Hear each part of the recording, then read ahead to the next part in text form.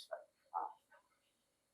ঠিক আছে তো আমাৰ বিপ্লৱীসকলে বহুত কষ্ট কৰি এই পুঁজিবাদৰ বিৰুদ্ধে এটা নতুন এটা ব্যৱস্থা বনাব চেষ্টা কৰিলে 1970 সমাজবাদ এটা নিৰ্মাণ হ'ল ছভিয়েট ছচিয়েলিজম আৰু এটা কথা হয় যে আজিৰ দিনত সমাজবাদক খুবেই গালি দিয়া হয় ছভিয়েট ইউনিয়নক খুবেই গালি দিয়া হয় গণতন্ত্ৰ নাছিলে চব তেওঁলোকে ভুলেই কৰিলে চব বেয়াই কৰিলে সমাজবাদ মানে আপোনাৰ লেবাৰ কেম্প আছিলে মানুহৰ অৱস্থা বেয়া কথাখিনি ইমান নিগেটিভ হোৱা আচলতে প্ৰয়োজন নাই সঁচা কথা ক'বলৈ গ'লে ছভিয়েট সমাজবাদৰ অধীনত আটাইতকৈ তেওঁলোকে কঠিন সংগ্ৰামবোৰ কৰিছিলে তেওঁলোকৰ খুব ইম্প্ৰেছিভ এচিভমেণ্টটো আছিলে আৰু লগতে বহুত ধৰণৰ ইলুজনো সেই সময়ত সৃষ্টি হৈছিল বিংশ শতিকাত যিমান আমি সমাজবাদী পৰীক্ষণ দেখা পোৱা যায় ছভিয়েট ইউনিয়ন হওক বা চাইনা হওক ভিয়েটনাম হওক কিউবা হওক বেছিভাগ দেশে আছিলে মূলতঃ এগ্ৰেৰিয়ান ইকনমি কৃষিমূলক দেশ আৰু বিংশ শতিকাৰ বিপ্লৱে বাকী যি কৰক বা নকৰক এই আটাইবিলাক দেশকে মূলতঃ ইণ্ডাষ্ট্ৰিয়েল ইকনমিলৈ পৰিৱৰ্তিত কৰিলে আৰু সাধাৰণতে যেতিয়া আপোনাৰ ছভিয়েট ইউনিয়নৰ আলোচনা কৰা যায় সদায় কম্পেৰিজনটো হয় আমেৰিকাৰ ক্ষেত্ৰত বা ৱেষ্টাৰ্ণ ইউৰোপৰ ক্ষেত্ৰত আচলতে কম্পেৰিজনটো হোৱা উচিত নিজৰ লগত বিপ্লৱ হোৱাৰ পাছত কৰিব লাগে কেনেকে কৰো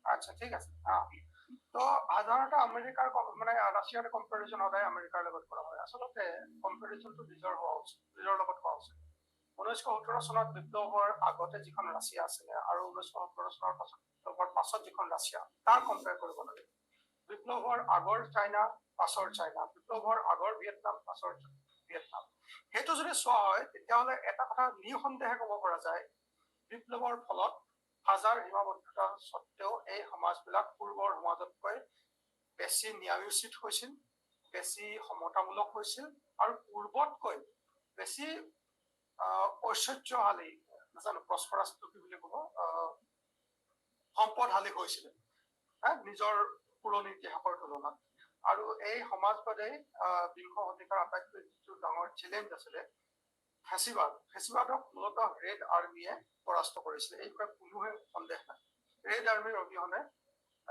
ছভিয়েট ৰেড আৰ্মিৰ অবিহনে হিটলাৰক হৰুৱাটো অসম্ভৱ আছিলে আৰু আচলতে সমাজবাদেই বিংশ শতিকাৰ সমাজবাদেই ঔপনিৱেশিকতাবাদৰ যিটো যুগ সেইটো সম্পূৰ্ণৰূপে ধ্বংস কৰাত এটা প্ৰধান ভূমিকা লৈছিলে ভাৰতৰ নিচিনা এখন দেশক ছভিয়েট ৰাছিয়া বিশেষ কোনো ইকনমিক বেনিফিট নোহোৱাকৈ আপোনাৰ পঞ্চবাৰ্ষিকী আঁচনিৰ কাৰণে মেচিনকে আদি কৰি বহুত আপোনাৰ ৰিচোৰ্চ প্ৰদান কৰিছিলে মানুহে নাজানে যে আপোনাৰ সাউথ আফ্ৰিকাৰ যিখন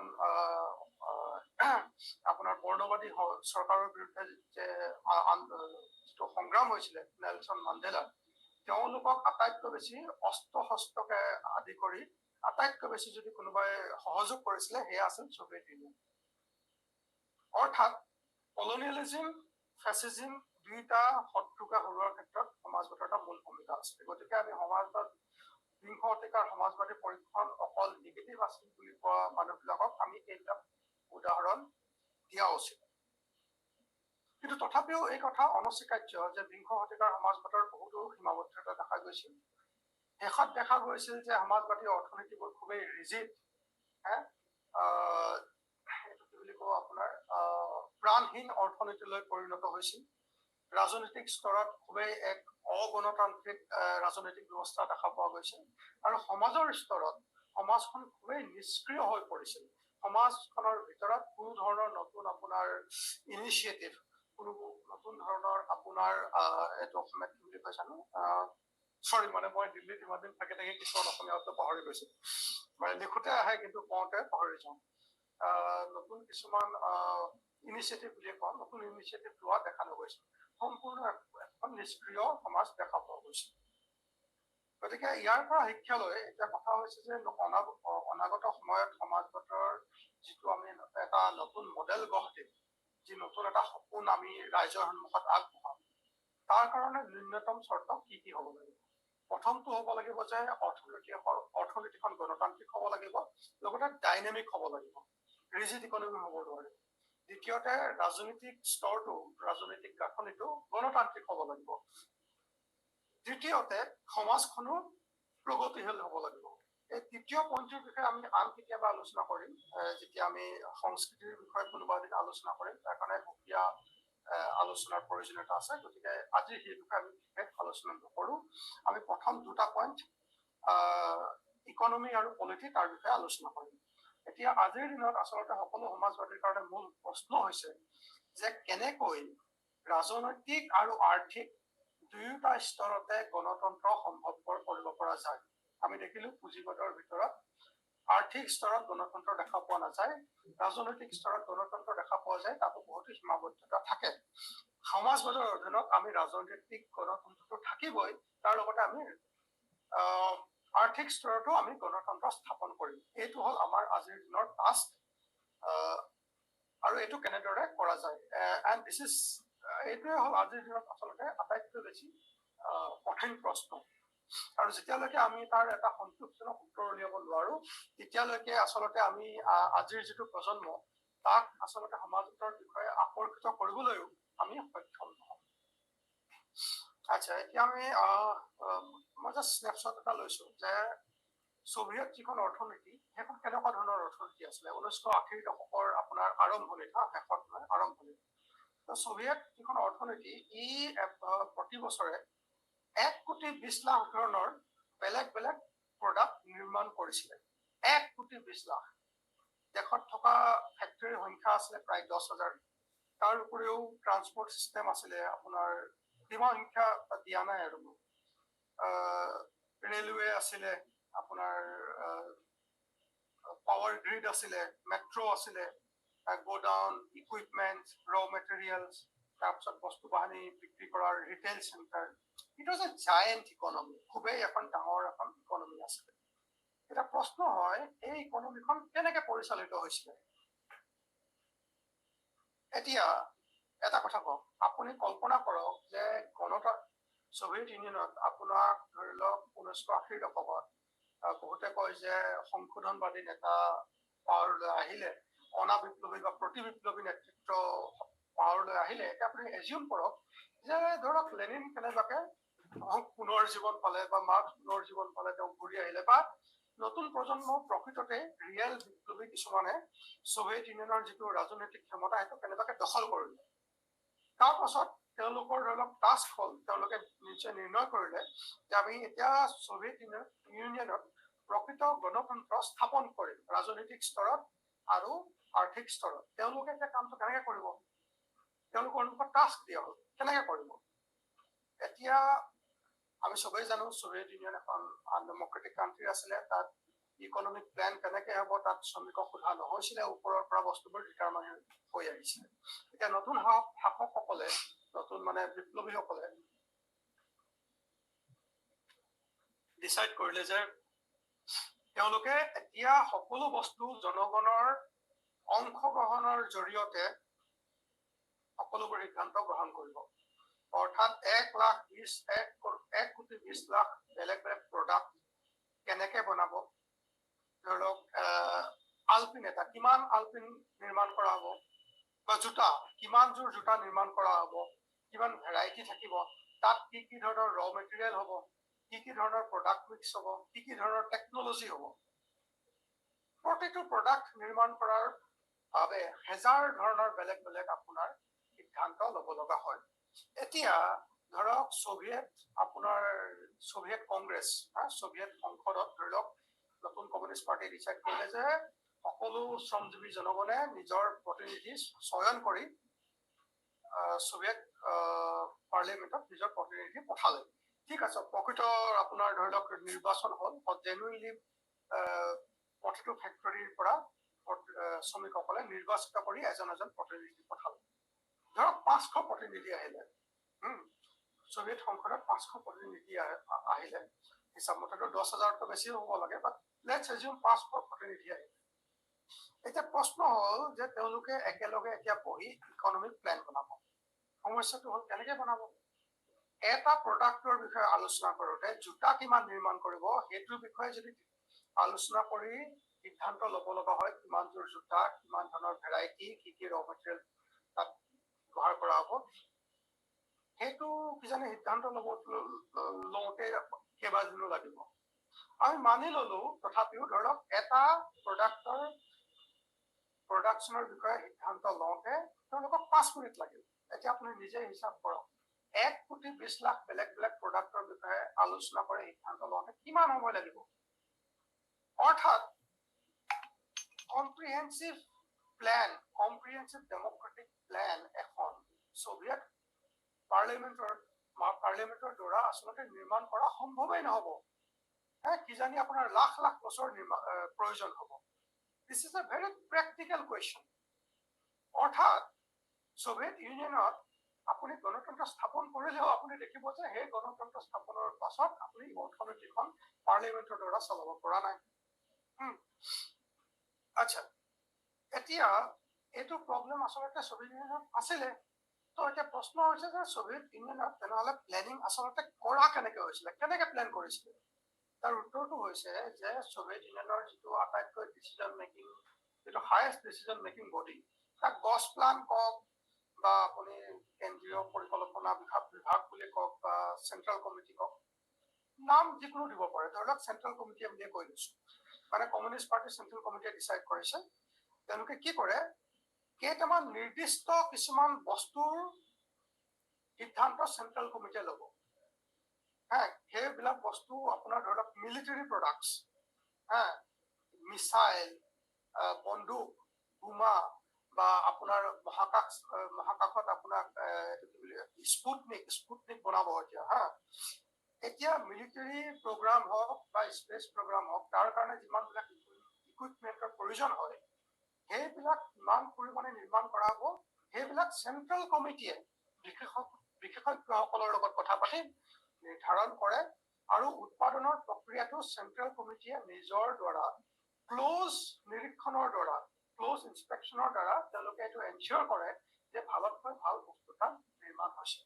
আৰু সঁচাকৈ ক'বলৈ গ'লে সোভিয়েট ইউনিয়নৰ যিমান আপোনাৰ মিলিটাৰী ইকুইপমেণ্ট আছিলে, আজি পৰ্যন্ত সোভিয়েট মিলিটাৰী ইকুইপমেণ্ট আটাইতকৈ সৰ্বোৎকৃষ্ট মিলিটাৰী ইকুইপমেণ্টৰ ভিতৰত অন্যতম। আপোনালোকে জানে কিজানি S-400 বোলা এটা এণ্টি মিছাইল ডিফেন্স চিষ্টেম আপোনাৰ ভাৰতে কিছুদিন আগতে ক্ৰয় কৰিছে ৰাছিয়াৰ পৰা। এইকাৰণে আৰু আমেৰিকা সেইটোলৈ খুব খং। কিয়? কাৰণ আমেৰিকাৰ ওচৰত তাৰ এগেইনষ্টত যিটো S-800ৰ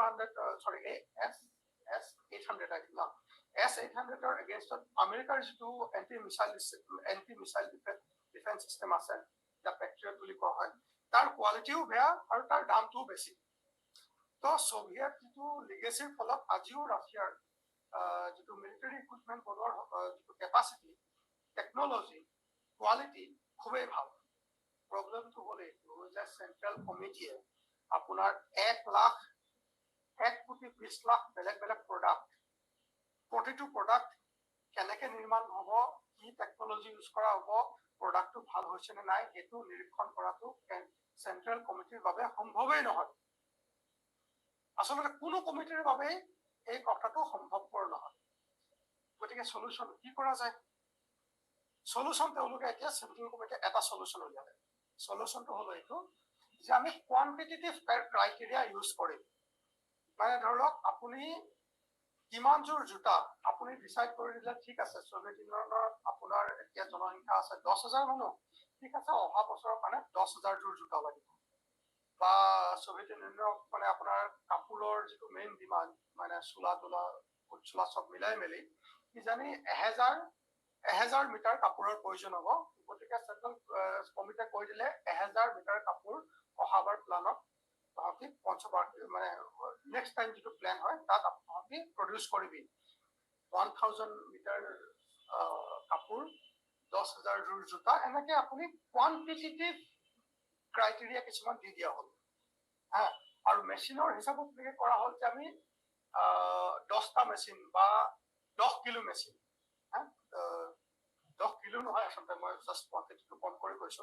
কিন্তু the thing is everything was reduced into quantity rather than quality. আচ্ছা, এতিয়া ইয়াৰ এগেইনষ্টত এতিয়া ইয়াৰ ফলত কিছুমান সমস্যা সৃষ্টি হয়। সমস্যাটো হ'ল এইটো যে আপুনি যদি কোনোবা এটা বস্তুৰ অৰ্ডাৰ কেৱল কোৱান্টিটেটিভলি দিয়ে, তেতিয়া তাৰ কোৱালিটিৰ যিটো ডাইমেনশ্যন তাৰ সেইটো যদি মন নকৰে, ফলত কি হয় আপুনি কোনো বেয়া প্ৰডাক্ট বনোৱা আৰম্ভ কৰে। ধৰক আপোনাৰ কোৱা হ'ল যে চোফা বনাব, ছভিয়েট ইউনিয়নত যিটো চোফা বনোৱাৰ ফেক্টৰী, সিহঁতক ক'লে 100 চোফা বনা, কিন্তু চোফাবোৰ কেনেকুৱা হ'ব, কোৱালিটি কেনেকুৱা হ'ব, কেনেকুৱা ডিজাইন থাকিব, সেইটো কাম চেন্ট্ৰেল কমিটিয়ে ডিচাইড কৰি দিয়াটো সম্ভৱপৰ নহয়। গতিকে সেইটো কাম চোফা বনোৱাৰ ফেক্টৰীটোৰ ওপৰত এৰি দিয়া হ'ল। জাষ্ট কোৱা হ'ল 100 চোফা বনাবি, আৰু সেই কোম্পানীটোৰ ওচৰত কোনো ইনচেন্টিভ নাই যে সিহঁতি ভাল এযোৰ চোফা বনাব। কিয়? অৰ্ডাৰ দিয়া হ'ল, ঠিক আছে 100 চোফা বনাব লাগে, আমি হাত লামি হলেও চোফা বনাই দিলো। আৰু যিহেতু তাত কোনো বজাৰ নাই, কোনো কম্পিটিশ্যন নাই, গতিকে যেতিয়া বজাৰত মানে মানুহে চোফাবোৰ কিনিব যায়, মানুহে কয় ইমান বেয়া চোফা বনাইছো তহঁতি। চোফা কোম্পানীটোৱে কয় ঠিক আছে, কিনিব মন নগলে নিকিনিবি, মোৰ কি হৈ যায়। মানুহে বাধ্য হয় সেই বেয়া চোফাবিলাকে কিনিব লগা হয়। কিয়? কাৰণ এটাটো হ'ল এইটো যে যিসকল প্ৰডিউচাৰ, তেওঁলোকৰ কোনো ইনচেন্টিভ নাই যে ভাল প্ৰডাক্ট বনোৱাৰ। প্ৰশ্নটো অকল সেইটোৱে নহয়, তাতকৈ ডাঙৰ এটা সমস্যা হৈছে যে গ্ৰাহকে কি বিচাৰে সেইটো ডিচাইড কৰাৰ কোনো পদ্ধতিয়ে অৰ্থনীতিখনৰ ভিতৰত নাই। এটাটো চেন্ট্ৰেল কমিটিয়ে ডিচাইড কৰিব পাৰে। আমি দেখিলো যে চেন্ট্ৰেল কমিটিৰ কাৰণে 1 কোটি প্ৰডাক্টৰ ডিচিজন লোৱাটো সম্ভৱপৰ নহয়। যে বেলেগ কি ইনষ্টিটিউচনে কৰিব পাৰে? সাধাৰণতে দেখা যায় যে বজাৰমূলক যিবোৰ ব্যৱস্থা, তাত আচলতে এইবিলাক সমস্যাৰ এটা সহজ সমাধান থাকে। সমাধানটো কেনেকুৱা ধৰণৰ? ধৰক আপোনাৰ ৰেডমিয়ে এটা মোবাইল বনাইছে, নকিয়া এটা মোবাইল বনাইছে। ৰেডমিয়ে বেছি ভাল মোবাইল এটা সস্তাতে বিক্ৰী কৰিছে। সস্তাতে বিক্ৰী কৰাৰ ফলত গ্ৰাহকে ভাল পাইছে, গ্ৰাহকে ৰেডমিৰ মোবাইলটো কিনিছে আৰু নকিয়াৰ মোবাইলটো কিনা নাই, নকিয়া ডুব গৈছে। ফলত প্ৰতিজন প্ৰডিউচাৰে, each producer under a market economy is under pressure to produce better quality products. কিন্তু সোভিয়েট ইউনিয়নৰ ভিতৰত তেনেকুৱা ধৰণৰ কোনো ইনচেন্টিভ নাছিলে যাতে ভালতকৈ ভাল বস্তুটো প্ৰডিউচ কৰা হওক। চেন্ট্ৰেল কমিটিৰ এখতিয়াৰৰ অধীনত থকা প্ৰডাক্টবিলাক ভাল আছিলে, মিলিটাৰী প্ৰডাক্ট, স্পেচ প্ৰগ্ৰামৰ প্ৰডাক্ট, কিন্তু বাকী আপোনাৰ চোলা হওক, পেণ্ট হওক, জোতা হওক, সাধাৰণতে কোৱালিটি খুবেই বেয়া আছিল। আৰু এনেকুৱা নহয় যে কোনো মানুহৰ বদমাচিৰ ফলত কথাটো আছে। আচলতে এইটো এটা চিষ্টেমেটিক সমস্যা আছে যে গ্ৰাহকে প্ৰকৃততে কি বিচাৰে, তেওঁলোকৰ ইনপুট, গ্ৰাহকৰ ইনপুট প্ৰডিউচাৰৰ ওচৰত পঠোৱাৰ কোনো পদ্ধতি নাছিল। দ্বিতীয়তে এটা কথা মন কৰক, আপোনাক ধৰি লওক এতিয়া বজাৰ অৰ্থনীতিখনৰ ভিতৰত কোনোবাই নতুন এটা ফেক্টৰী লগাইছে। Now that person can decide কি ফেক্টৰীটো তেওঁ কি বস্তু বনাব, কি ৰ মেটেৰিয়েল ইউজ কৰিব, বস্তুটোৰ কোৱালিটি কেনেকুৱা ধৰণৰ হ'ব, and that person can buy everything from the market. মই ধৰি লওক জোতা ফেক্টৰী এটা লগাব চেষ্টা কৰিছো, এতিয়া জোতাৰ ৰ মেটেৰিয়েল মই বজাৰত গৈ কিনি ল'ম, চামৰা কিনি ল'ম, আঠা কিনি ল'ম, মেচিনটো কিনি ল'ম, so I can make my own decision. So বজাৰ অৰ্থনীতিৰ ভিতৰত এটা ডিচেন্ট্ৰেলাইজড মডেল এটা সম্ভৱপৰ হ'ল যে each economic unit can decide what to produce, how to produce in a market economy. এতিয়া সোভিয়েট অৰ্থনীতিত আপুনি মন কৰক, this is a planned economy, this is not a market economy. তাত কোনো বজাৰৰ ভূমিকাই নহয়। এতিয়া সোভিয়েট অৰ্থনীতিত তেনেহ'লে বেলেগ বেলেগ ফেক্টৰী আছে, তাত তেনেহ'লে প্ৰডাকশ্যনৰ কামটো একজেক্টলি কেনেকৈ হয়? কথাটো এনেকৈ হয়, ধৰক আপোনাৰ চেন্ট্ৰেল কমিটিয়ে কৈ দিলে 10,000 অহা বছৰ চোফা নিৰ্মাণকাৰী কোম্পানীটোৱে 10,000 চোফা বনাবি। তাৰ ফলত কোম্পানীটোৱে অৰ্ডাৰটো পাই গ'ল আৰু 10,000 সিহঁতে চোফা বনাব লাগিব। 10,000 বনাব নোৱাৰিলে মুস্কিল আছে, কিন্তু 10,000 বনাব লাগে, ঠিক আছে। তাৰ পাছত সিহঁতে কোম্পানীটোৱে কাৰ ওচৰলৈ যাব? যিটো ছাপ্লাই ডিপাৰ্টমেণ্ট আছে, চেন্ট্ৰেল ছাপ্লাই ডিপাৰ্টমেণ্ট, তাৰ ওচৰলৈ যাব, ক'ব যে আচ্ছা আমি এনেকৈ 10,000 চোফা বনোৱাৰ অৰ্ডাৰ পাইছো, আমাক এটা ৰ মেটেৰিয়েল ছাপ্লাই দে। প্ৰায় এনেকুৱা হয় যে ছাপ্লাই ডিপাৰ্টমেণ্টৰ ওচৰত পৰ্যাপ্ত পৰিমাণে সামগ্ৰী নাথাকে। সেইটো এটা লম্বা কাহিনী, কিন্তু নথকাৰ এটা প্ৰধান কাৰণ এটা এগেইন মাৰ্কেট। আপোনাৰ এখন বজাৰ ব্যৱস্থাৰ ভিতৰত কোনোবা এটা বস্তুৰ যদি ডিমাণ্ড খুবেই বৃদ্ধি হয়, ডিমাণ্ড বৃদ্ধি হলে তাৰ প্ৰাইচটো বৃদ্ধি কৰি দিয়া হয়। প্ৰাইচ বৃদ্ধি হোৱাৰ অৰ্থ হৈছে যে বস্তুটোৰ দাম মানে চাহিদাটো বৃদ্ধি হৈছে। আৰু কোনোবা এটা বস্তুৰ ধৰক আপোনাৰ একেবাৰে ডিমাণ্ড নাই, ফাটলামি কোনোবা এটা মোবাইল হয়, মানুহৰ কিনিব মন নাই, গতিকে বস্তুটোৰ প্ৰডাক্টৰ দামটো সস্তা হৈ গৈ থাকে। অৰ্থাৎ যিটো প্ৰাইচ মেকানিজমৰ ফলত মানে প্ৰাইচ মেকানিজম মানে বস্তুটাৰ দাম কমা বঢ়া যিটো পদ্ধতি, মানুহৰ ডিমাণ্ড অনুসৰি বস্তুটাৰ দাম কমা বঢ়া কৰি থাকে। ডিমাণ্ড অনুসৰি বস্তুটাৰ দাম কমা বঢ়া কৰি থাকে, সেইটোৱে হ'ল মূলতঃ প্ৰাইচ মেকানিজম। প্ৰাইচ মেকানিজমৰ ফলত আপোনাৰ বজাৰ ব্যৱস্থাত গম পোৱা যায় যে আমুক বস্তুৰ চাহিদা বৃদ্ধি হৈছে, আমুক বস্তুৰ চাহিদা কম হৈছে, ডিমাণ্ড আমুক বস্তুৰ বেছি হৈছে, আমুক বস্তুৰ ডিমাণ্ড কম হৈছে। চবেই তিনি অৰ্থনীতিত মাৰ্কেট নাই। ফলত কি হয়, বেলেগ বেলেগ ধৰণৰ যিমান ইনপুট আছে, চোফা বনোৱাৰ কাৰণে আপোনাৰ কাপোৰ লাগিলে, আঠা লাগিলে, যিমান কাঠ লাগিলে, সেইবিলাক বস্তুত প্ৰকৃততে কিমান তাৰ ডিমাণ্ড আছে সেইটো বস্তু কৰ্তৃপক্ষই পূৰ্বতে নিৰ্ধাৰণ কৰি থোৱাৰ কোনো উপায় নাথাকে। তেওঁলোকে আনুমানিক টোটেল অনুমানৰ ভিত্তিত পূৰ্বৰ অভিজ্ঞতাৰ ভিত্তিত তেওঁলোকে এটা নম্বৰ এটা দি থয়। আৰু প্ৰায় কি হয়, আপোনাৰ প্ৰত্যেকবাৰে এনুৱেল প্লেনৰ সময়ত সাধাৰণতে ইনভেষ্টমেণ্ট খুবেই বেছি কৰা হয়। মানে নতুন নতুন ইণ্ডাষ্ট্ৰীৰ কাৰণে আপোনাৰ এক প্লেন বনোৱা হয়। কিয় হয় সেইটো এটা বেলেগ এটা কাহিনী, কিন্তু বটম লাইন হ'ল এনেকুৱা, প্ৰায় এনেকুৱা হয় চোফা বনোৱা কোম্পানীটোৱে যেতিয়া ছাপ্লায়াৰৰ ওচৰত যায়, ই দেখে যিমান পৰ্যাপ্ত সামগ্ৰীৰ প্ৰয়োজন হৈছে 10,000 চোফা বনোৱাৰ কাৰণে, এই সামগ্ৰীখিনি ছাপ্লাই ডিপাৰ্টমেণ্টৰ। এতিয়া লাষ্টত সেইকাৰণে কি কৰে, এনেকুৱা আৰু যিহেতু তাৰ নথকা কাৰণ এটা হ'ল এইটো, যিহেতু বজাৰ নাই আৰু বজাৰত প্ৰাইচ চিগনেলৰ ফলত বস্তুটাৰ ডিমাণ্ড চাপ্লাই আপুনি গম পোৱা যায়। সোভিয়েট ইকনমিত আপোনাৰ বজাৰ নাই আৰু ফলত প্ৰাইচ মেকানিজমটো সোভিয়েট ইউনিয়নত কি ৰূপত দেখা পোৱা যায়, সেইটো দেখা পোৱা যায় স্কাৰচিটিৰ ওপৰত। আপুনি ধৰি লওক অল অফ এ ছাডেন কোনোবা এটা বছৰত ৰ মেটেৰিয়েল, ধৰি লওক আপুনি কাপোৰে ধৰি লওক, ৰ মেটেৰিয়েল মানে প্লেইন কাপোৰ, যাৰ পৰা আপুনি চোলা বনাব পাৰে বা চোফা বনাব পাৰে, প্লেইন কাপোৰ ধৰি লওক আপুনি দেখা যাব কোনোবা এটা বছৰত খুব অতিপাত নিৰ্মাণ হৈছে, আৰু নেক্সট বছৰ দেখিব ভয়ংকৰ আপোনাৰ স্কাৰচিটি হৈছে। Soviet union was known for scarcity as well as lots of scarcity as well as আপোনাৰ উভৈনদী। আৰু তাৰ ফলত প্ৰত্যেকটো কোম্পানীয়ে চেষ্টা কৰে যাতে বেছিকৈ বেছি ৰ মেটেৰিয়েল হোৰ্ডিং কৰিব পাৰি। হোৰ্ডিং মানে ধৰক নিজৰ গুদামত বস্তুটো পেলাই থয়। আৰু প্ৰত্যেকবাৰে চোফা বনোৱা কোম্পানীটোৱে হওক, জোতা বনোৱা কোম্পানীটোৱে হওক, ছাপ্লাই ডিপাৰ্টমেণ্টক মানে নিজৰ ডিমাণ্ডবিলাক বেছি বেছিকে কয়।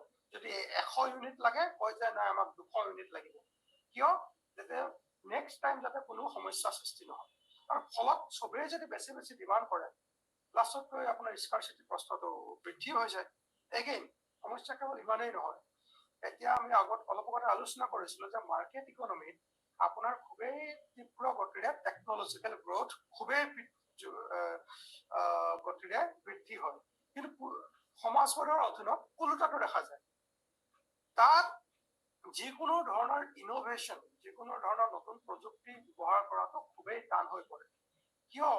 ধৰি লওক মই কাপোৰ বনোৱা এটা ফেক্টৰীৰ মই manager, I M A Soviet manager, মোৰ আণ্ডাৰত এটা ফেক্টৰী আছে। মই যদি চেণ্ট্ৰেল কমিটিক কওঁ যে আচ্ছা মই নতুন মেচিন এটা মই কথা ভাবিছো যি কম দামতে সস্তাতে বহুত বেছি কাপোৰ উৎপাদন কৰিব পাৰি, but then things become very complicated. Market economy কি হয়, মই নতুন মেচিনটো বজাৰত কিনি ল'ব পাৰো, but in the Soviet economy, then the first that machine will have to be ordered, then that machine will have to be produced by some other company, and the entire calculation had to be made mathematically by the planning commission. আৰু planning কমিশ্যনৰ মাথাটো বেয়া হৈ যায়, তহঁতে কি সদায় নতুন নতুন কথা কৈ থাক সদায়। আৰু and because of that the plan becomes very unstable.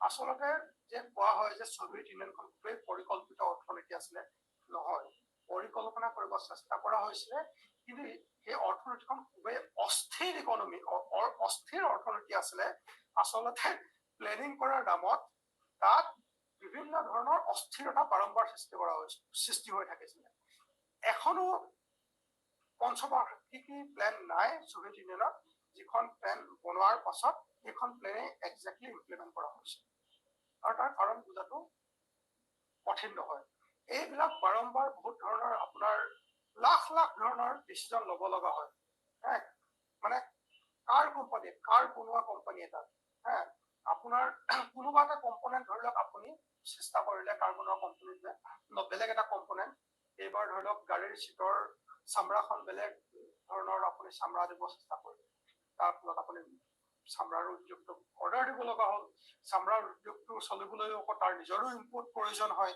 তাৰ কাৰণেও মানে it has a Ripul effect everything has a Ripul effect on everything else বজাৰ অৰ্থনীতিত সমস্যাটো অট'মেটিকেলি ডিচাইড হৈ যায় বিকজ অফ দ্য মাৰ্কেট মাৰ্কেটৰ জৰিয়তে আপুনি আৰামত গম পাই যায় যে ৰেডমিৰ মোবাইলটোৰ দাম কিমান ৰেডমিৰ মোবাইলটোৰ চাহিদা কিমান সব গম পাই যায় কোনবিলাক বস্তুৰ চাহিদা বেছি কোনবিলাক বস্তুৰ চাহিদা কম প্লেন ইকনমি বা নন মাৰ্কেট ইকনমিত এই সমস্ত গণ্ডগোল আপোনাৰ সৃষ্টি হয় আৰু প্ৰায় কি হয় আপোনাৰ খুব ইনফেমাছ আচলতে উদাহৰণ এই ব্ৰাউজা সংবাদখনত বহুত এনেকুৱা উদাহৰণ আছে কৃষি সমবায়টোক অৰ্ডাৰ দিয়া হ'ল তহঁতি 1000 বিঘা মাটি তহঁতি ট্ৰেক্টৰ দি চহাই দে দেখা গ'ল জাষ্ট 1000 বিঘা চহাই দিলে কিন্তু মানে ভালকে মানে ট্ৰেক্টৰৰ যিটো ফালখন ভালকে মাটিত নলগালে এনেকুৱা ধৰণৰ ফাটলামি বহুত হয় এনেকুৱা ধৰণৰ যিবোৰ পেটি কৰাপশ্যন তাৰ এটা কাৰণ আছে যে এইবিলাক বস্তু চেক কৰাৰ কোনো চিষ্টেমেটিক পদ্ধতি সোভিয়েট ইউনিয়নৰ ভিতৰত নাছিল আচ্ছা ঠিক আছে চ' এনিৱেজ আমি কথাটো কৈ আছিলো যে in a market economy the major decisions are automatically decided by the market. Customers play a major role in ensuring better quality of products. Policy level discussions can then happen over the rest of the dimensions. In the Soviet economy, there is a disincentive to innovation. Projects are assessed on broad quantitative criteria, not qualitative. Shortage and hoardings of inputs was very common. And there was a myth that Central Committee knows everything. It was literally possible for the Central Committee to know everything. Economy, প্ৰতিটো ব্ৰাঞ্চত exactly কি হৈ আছে সেইটো কাৰো মানে central কমিটিৰ বাবে জনাটো সম্ভৱেই নাছিলে গতিকে lot of things were happening based on pure guesswork. So this was one of the major reasons for the inefficiency of the system. So my example would be the infamous example, heavy machines, heavy sofas, bad quality of cultivated land. Companies tend to become monopolies. মানে গ্ৰাহকৰ প্ৰতি কোনো মনোযোগ নিদিয়ে বেয়া বেয়া product তুমি বনোৱা আৰু তোমাৰ there is no cost to it. মানে কোম্পানীয়ে যদি ফালতু প্ৰডাক্ট এটাও বনায় তেওঁলোকৰ এটি 2000 টকা কিনিলে কিনিবি নিকিনিবি because the company was evaluated not on the basis of how much that company sold but rather how many of the used values that the company produced. মানে কোম্পানীটা কিমান সোফা বনালে তাৰ ভিত্তিতে তাৰ ক্ৰাইটেৰিয়াটো তাৰ ভিত্তিতে তাৰ কোম্পানীটোৰ মূল্যায়ন কৰা হ'ব কোম্পানীটোৱে আচলতে কিমানযোৰ ভাল সোফা বনালে আৰু কিমানযোৰ ভাল সোফা বিক্ৰী হ'ল সেইটো বস্তু ডিচাইড কৰাৰ কোনো পদ্ধতি সোভিয়েট ইউনিয়নত আছিল আৰু মূল কথাটো হ'ল এইটো যে সোভিয়েট অৰ্থনীতিৰ চৰিত্ৰটো এনেকুৱা আছিলে যে যাৰ কাৰণে তাত ৰাজনৈতিক বা আৰ্থিক গণতন্ত্ৰ ইন্ট্ৰডিউচ কৰাৰ কাৰণে স্কোপেই নাছিলে আমি আগতে অলপ আলোচনা কৰিলো যে মানে লেনিন টাইপৰ লিডাৰজন ঘূৰি আহিলে তেওঁ ডিচাইড কৰিলে যে সব বস্তু 1,20,00,000 প্ৰডাক্ট কেনেকৈ প্ৰডিউচ কৰা হ'ব এটা সোভিয়েট সংসদে সোভিয়েট পাৰ্লিয়ামেণ্টে আলোচনা কৰি ডিচাইড কৰিব লাষ্টত দেখা গ'ল যে এইটো এটা সম্ভৱ নহয় অৰ্থাৎ ডেমক্ৰেচি আপুনি is not happening. এতিয়া অৰ্থাৎ ইয়াৰ পৰা এটা সিদ্ধান্ত আহিব পৰা যায় যে সমাজবাদৰ অধীনতো আমি কিজানি বজাৰৰ কাৰণে কিছুমান ভূমিকা ৰখা উচিত কিছুমান যেনেকে কেপিটেলিজমত আছে তেনেকে ছচিয়েলিজমতো বজাৰ হয়তো কিছু পৰিমাণে থাকিব লাগিব আৰু বজাৰৰ ফলত আপুনি বহুতবিলাক যিবোৰ সিদ্ধান্ত কি প্ৰডিউচ হ'ব কেনেকে হ'ব কি টেকনলজি ইউজ হ'ব এইবিলাক বহুত বস্তু অট'মেটিকলি ডিচাইড হোৱাটো সম্ভৱপৰ হ'ব এইখিনিতে মন কৰিবলগীয়া কথা যে বজাৰ আৰু পুঁজিবাদ মানে দুইটা একেটাই বস্তু নহয় market is not চিনোনিমাছ with capitalism মন কৰা উচিত যে পুঁজিবাদৰ বহুত পূৰ্বেও বজাৰ আছিল এই গ্ৰীক ৰোমান চিভিলাইজেশ্যনৰ সময়তো বজাৰ আছিল পুঁজিবাদৰ ভিতৰত বজাৰৰ এটা বিশেষ চৰিত্ৰ বহন কৰে সেই চৰিত্ৰটোৰ নাম হৈছে ইউনিভাৰ্চেল কমোডিটি প্ৰডাকশ্যন যে পুঁজিবাদৰ ভিতৰত সকলো বস্তুৱেই পণ্যলৈ পৰিণত হয় বা পৰিণত হোৱাৰ সম্ভাৱনা থাকে মানে সকলো বস্তু মাললৈ পৰিণত হয় পুঁজিবাদৰ ভিতৰত আনকি যিবিলাক মানে human qualities like something like trust, something like honor, clean water, drinking water, clean air, drinking water, সব বস্তু commodity পৰিণত হয় হোৱাৰ সম্ভাৱনা থাকে trust can be sold in a market under capitalism but not so under previous systems প্ৰাক পুঞ্জীবাদী সমাজবিলাকত দেখা যায় যে বজাৰৰ স্কোপটো খুবেই সীমাবদ্ধ আছিলে বেছিভাগ ক্ষেত্ৰতে আপোনাৰ সামগ্ৰী বজাৰত বেচা কিনা কৰাটো সম্ভৱপৰ নাছিলে এটা ফেমাছ উদাহৰণ আছে আপোনাৰ ইষ্ট ইণ্ডিয়া কোম্পানী যেতিয়া চাহজাহানক লগ কৰিব আহিছিলে মোগল এম্পায়াৰ তো বেচিকেলি চাহজাহানে এপাহ গোলাপ ফুল ইষ্ট ইণ্ডিয়া কোম্পানীৰ ৰিপ্ৰেজেণ্টেটিভজনক দিলে so the East India Company representative he got very angry why তেওঁ ভাবিলে চালা আমি ইমান গিফ্ট লৈ আহিছো ইংলেণ্ডৰ পৰা মোগল সম্ৰাটক গিফ্ট দিছো ই বাচ্চাই ই অকল আমাক আচলতে ৰঙা গোলাপ এপাহে দিছে কেনেকুৱা ই কনজুচ বস্তু কাৰণ the British mind was already occupied by commercial calculations but the Mughal system was not based on commercial calculation Mughal যিটো ব্যৱস্থা মানে প্ৰাক পুঞ্জীবাদী যিটো ভাৰতীয় ব্যৱস্থা আছিলে তাত that rose it had a symbolic meaning ৰজাই যেতিয়া কাৰোবাক গোলাপ ফুল দিয়ে তাৰ অৰ্থ হৈছে ৰজাই সেই ব্যক্তিজনক বিশেষ সন্মান দিছে কোনো ধন সম্পত্তি কোনো টকাৰ দ্বাৰা এই সন্মানক কিনিব নোৱাৰে anyways আমি ডাইভাৰ্ট কৰি গৈ আছো কিজানি but anyways so I guess market will remain under socialism also but that market will be limited ধৰক আপোনাৰ শিক্ষাৰ খণ্ডত বজাৰ নাথাকিব আপোনাৰ হেল্থ সেক্টৰ বজাৰ নাথাকিব হাউচিং উইল সি হাউচিঙৰ ক্ষেত্ৰত থাকিবনে নাই আৰু তাৰ ফলত কি হ'ব যেটো বজাৰ থাকিব ই ডিচেন্ট্ৰেলাইজেশ্যন সম্ভৱপৰ কৰিব কেনেকে এতিয়া মই যেটো সমাজবাদৰ কথা কৈছো তাত বেছিভাগ আপোনাৰ এন্টাৰপ্ৰাইজ কোঅপাৰেটিভ বিলাকে ওন আপ কৰিব মানে সমবায়ৰ দ্বাৰা কাপোৰৰ সমবায় জোতাৰ সমবায় সোফাৰ সমবায় এনেকে তেওঁলোকে সকলো বস্তু নিজৰ বজাৰত বিক্ৰী কৰিব বজাৰতে তেওঁলোকে নিজৰ ইনপুট বিলাক ক্ৰয় কৰিব ঠিক তেনেদৰে কিছুমান নেচাৰেল মনোপলি বুলি যাক কয় ধৰি লওক ইলেক্ট্ৰিচিটি গ্ৰিড এটাই হ'ব লাগে 10টা ইলেক্ট্ৰিচিটি গ্ৰিড একে ঠাইতে বনোৱাৰ কোনো অৰ্থ নাই ইলেক্ট্ৰিচিটি গ্ৰিড হেহে আপোনাৰ ষ্টেটৰ ওচৰত থাকিব ৰাষ্ট্ৰৰ ওচৰত থাকিব কিন্তু যিবিলাক ধৰক আপোনাৰ সেক্টৰত প্ৰতিযোগিতাৰ প্ৰয়োজনীয়তা আছে প্ৰডাক্টিভিটি বৃদ্ধি কৰাৰ প্ৰয়োজনীয়তা আছে লাগে এইটো মোবাইল নিৰ্মাণ কৰা কোম্পানী হওক কিজানি বা কাপোৰ নিৰ্মাণ কৰা কোম্পানী হওক মানে উই কেন সি কিছুমান এনেকুৱা বস্তু আছে যাৰ নিৰ্মাণৰ ক্ষেত্ৰত আমি কোঅপাৰেটিভ থাকিব আৰু কোঅপাৰেটিভ বিলাকে ইটোৰ লগত প্ৰতিযোগিতা কৰি থাকিব আৰু কিছুমান ষ্টেটে কিছুমান এন্টাৰপ্ৰাইজ থাকিব কিছুমান সৰু সুৰা দোকান থাকিব ধৰি লওক ৰেষ্টুৰাঁ বা নাপিতৰ দোকান এইবিলাক সৰু সুৰা দোকান অনুমতি দিয়া যাব যিবিলাকক আপুনি ধৰি লওক মই এখন ৰেষ্টুৰাঁ চলাব মানে বিচাৰিছো মই দেখিছো যে এই অঞ্চলত ৰেষ্টুৰাঁৰ প্ৰয়োজন আছে ঠিক আছে মই ৰেষ্টুৰাঁ চলাম আৰু মই 5জন শ্ৰমিকক নিয়োগ কৰাৰ মই অনুমতিও ৰাষ্ট্ৰই দিব কিন্তু আমি এটা কেপ এটা বনাই দিম ধৰি লওক 5জন শ্ৰমিকতকৈ বেছি তুমি শ্ৰমিক নিয়োগ কৰিব নোৱাৰা তোমাৰ যিটো প্ৰডাকশ্যন ইউনিটটো তাত যদি নিয়োগ কৰা শ্ৰমিকৰ সংখ্যা 5তকৈ বেছি হয় then it will have to be turned into a cooperative itself. Now, once that happens, you will be recognized for your contribution in developing the startup. As it is a startup solid.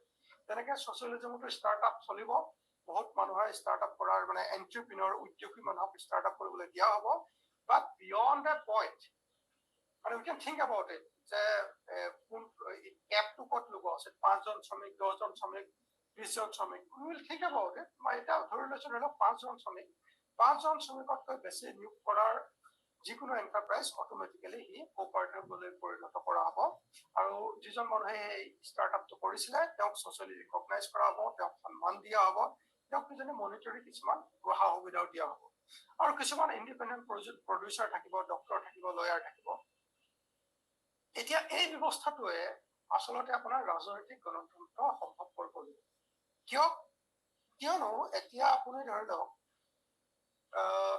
Market economy আছে কিন্তু তাত কোনো পুঁজিপতি নাই পুঁজিপতি তাত থাকিবলৈ দিয়া নহ'ব কিন্তু এতিয়া মাৰ্কেট ইকনমি আছে এতিয়া চবেই বৰ্তমানে যেনেকে আপোনাৰ ইলেকশ্যনত হয় তেনেকে চবেই নিজৰ প্ৰতিনিধি চয়ন কৰে সমাজবাদৰ অধিকাৰ কৰা হ'ব কিছুমান ৰাইট উইং ৰিয়েকশ্যনাৰী পাৰ্টিক ধৰি লওক আপোনাক দিয়া নহ'ব অধিকাৰ ধৰি লওক বিজেপি টাইপৰ পাৰ্টিক কিন্তু শ্ৰমিক যিখন মানে আপোনাৰ ছ'চিয়েলিষ্ট কনষ্টিটিউশ্যন মানি চলা প্ৰতিটো ৰাজনৈতিক দলকে নিজৰ মানে তেওঁলোকৰ ইলেকশ্যন কণ্টেষ্ট কৰিবলৈ তেওঁলোকক দিয়া হ'ব তেওঁলোকে নিজৰ প্ৰতিনিধি আহিব আৰু প্ৰতিনিধি আহি দেশৰ সংসদত তেওঁলোকে ডিচাইড কৰিব যে দেশৰ economic policy broad economic policy কেনেকুৱা হোৱা উচিত সেইবিলাক লৈ ডিবেট হ'ব আৰু তাৰ ফলতে আপোনাৰ সমাজবাদৰ যিবিলাক নতুন আপোনাৰ দ্বন্দ্ব অন্তৰ্বিৰোধ সমাজবাদৰ যি কণ্ট্ৰাডিকশ্যন নতুন ধৰণৰ কণ্ট্ৰাডিকশ্যন দেখা পোৱা যাব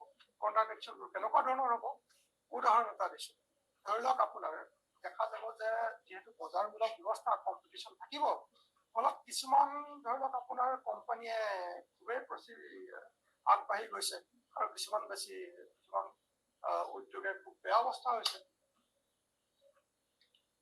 ধৰক আপোনাৰ হস্তশিল্পৰ যিটো খণ্ড এই লোকচানত ভুগিছে অসমৰ শুৱালকুছিৰ উদ্যোগটো লোকচানত ভুগিছে গোটেই মুম্বাইত যিমান আপোনাৰ কোঅপাৰেটিভ আছে শ্ৰমিকৰ বা দিল্লীত যিমান শ্ৰমিকৰ কোঅপাৰেটিভ আছে বস্ত্ৰ উদ্যোগৰ তেওঁলোকৰ প্ৰডাক্টবোৰ এতিয়া শুৱালকুছিত বিক্ৰী হোৱা আৰম্ভ হৈছে শুৱালকুছি মানুহৰ খং উঠিছে ভাই আমি হস্তশিল্পৰ দ্বাৰা কৰা প্ৰডাক্ট হয় আৰু তাহাঁতি মানে ইণ্ডাষ্ট্ৰিয়েলি প্ৰডিউচ কৰা বস্তুবিলাকে আমাৰ মাৰ্কেটটো মৰা দিছে তাত এতিয়া দেশৰ সংসদত এইটো কথা আলোচনা হ'ব আমি কিজানি শুৱালকুছিৰ যি হস্তশিল্প হয় তাৰ because of its cultural reasons আমি তাক সেই মাৰ্কেটটো আমি কিজানি প্ৰটেক্টেড কৰি লোৱা আছে অৰ্থাৎ শুৱালকুছিয়ে প্ৰডিউচ কৰা কাপোৰখিনিৰ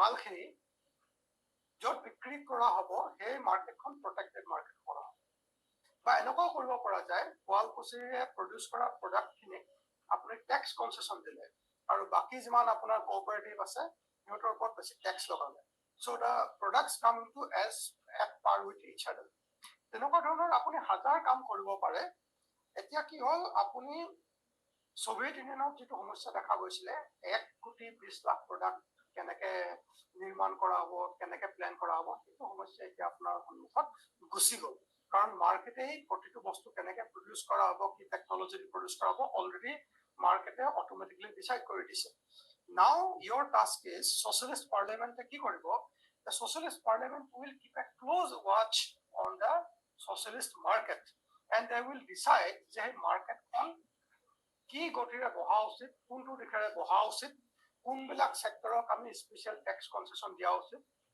কোনবিলাক ছেক্টৰক আমি বেছি টেক্স লগোৱা উচিত যিবিলাক উদ্যোগে আপোনাৰ খুব বেছি পলিউশ্যন সৃষ্টি কৰে তাৰ ওপৰত খুবেই বেছি টেক্স লগাই দিব এনেকুৱা কিবা কিবি কাম কৰিব পাৰে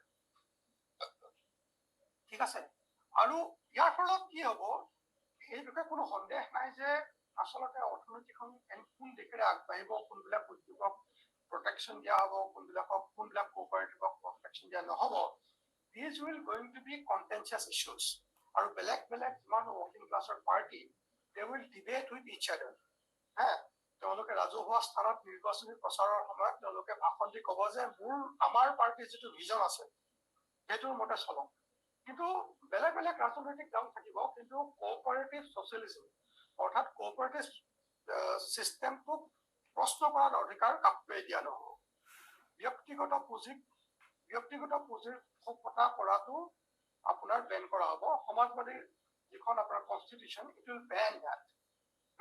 কিন্তু কোঅপাৰেটিভ বিলাকৰ মাজৰ প্ৰতিযোগিতা কেনেকুৱা হ'ব, কোনবিলাক খণ্ডক আপোনাৰ এনকাৰেজমেণ্ট দিয়া হ'ব নহ'ব, এইবিলাক বস্তু চব আপোনাৰ দেশৰ সংসদত ডিচাইড হ'ব। নাও ৰাজনৈতিক গণতন্ত্ৰ আহিলে একে সময়তে আপোনাৰ প্ৰত্যেকটো এণ্টাৰপ্ৰাইজ যিহেতু শ্ৰমিকেই চলাব, গতিকে কি প্ৰডিউচ কৰা হ'ব, কেনেকে প্ৰডিউচ কৰা হ'ব, সেইবিলাক ডিটাৰমাইন কৰাৰ ক্ষেত্ৰত প্ৰতিজন শ্ৰমিকৰ নিজৰ একোটা ভূমিকা থাকিব।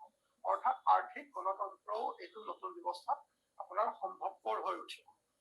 আৰু পুঁজিবাদৰ ভিতৰত যিমান সমস্যা দেখা যায়, যে মাৰ্কেট ৰিস্ক, আপোনাৰ ধৰি লওক বুম ক্ৰাইচিছ সৃষ্টি হৈছে, আৰু ক্ৰাইচিছৰ আপুনি ইকনমিক ক্ৰাইচিছ সৃষ্টি হ'লে দেখা যায় যে তাৰ আটাইতকৈ বেছি লোকচানটো আপোনাৰ শ্ৰমিকৰ মূৰতেই পেলোৱা হয়, আৰু পুঁজিৰ ওচৰত তাৰ কোনো ফলাফল দেখা পোৱা নাযায়। কিন্তু সমাজবাদী বজাৰ অৰ্থনীতিৰ অধীনত মাৰ্কেট ৰিস্ক, মানে কোনোবা যদি লোকচান হৈছে অৰ্থনীতিত, গোটেই that risk will be equally distributed among all members of the cooperatives.